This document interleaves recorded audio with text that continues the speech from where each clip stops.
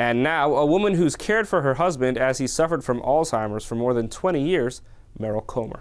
Your husband was diagnosed with Alzheimer's more than 20 years ago, or had been suffering from Alzheimer's more than 20 years ago.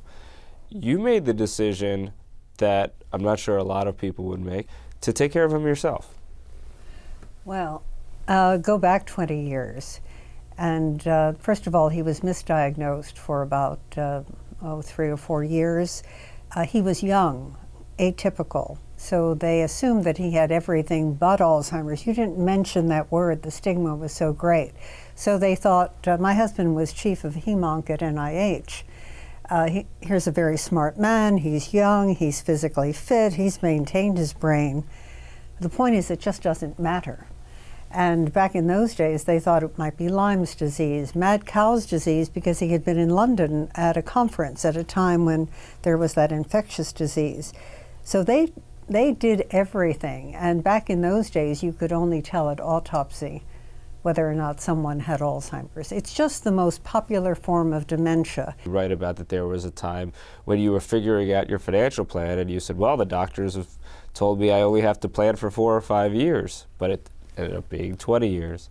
And there were times when people were telling you that this was not going to develop as rapidly as it did because you didn't have a diagnosis of Alzheimer's. But then the situation deteriorated quite rapidly. So you're constantly dealing with this tug and pull around time. What did that do for you in preparing? You're blindsided by the diagnosis, quite frankly, and what I ask from the medical community is, if you don't know, just say it. Just tell us. You know, families can deal with information. I believe information is empowering. And the costs of care, if you look globally, I mean, just within the United States, we spend $215 billion annually on care. Now, any facility who might take my husband was $100,000 a year, and it's out of pocket.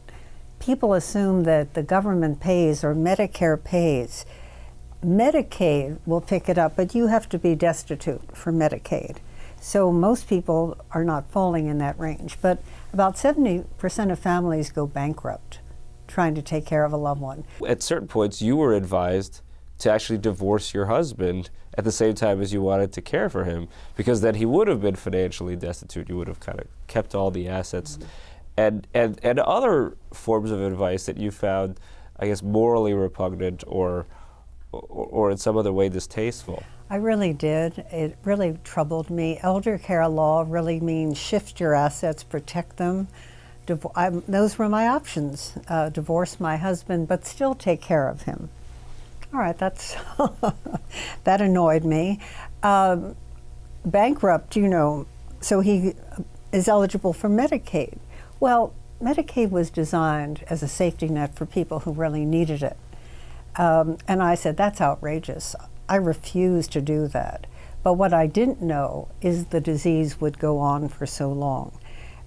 Women really need to protect themselves. We had no long-term care. So I tell women, protect yourselves. That's all for this week's abbreviated web episode of Up Close. A reminder, you can see the full episode of Up Close on the Jewish channel on cable, or listen to the full audio of the show as a podcast, available on iTunes and your favorite podcast player. The Jewish channel is available on cable, Time Warner Cable Channel 1640,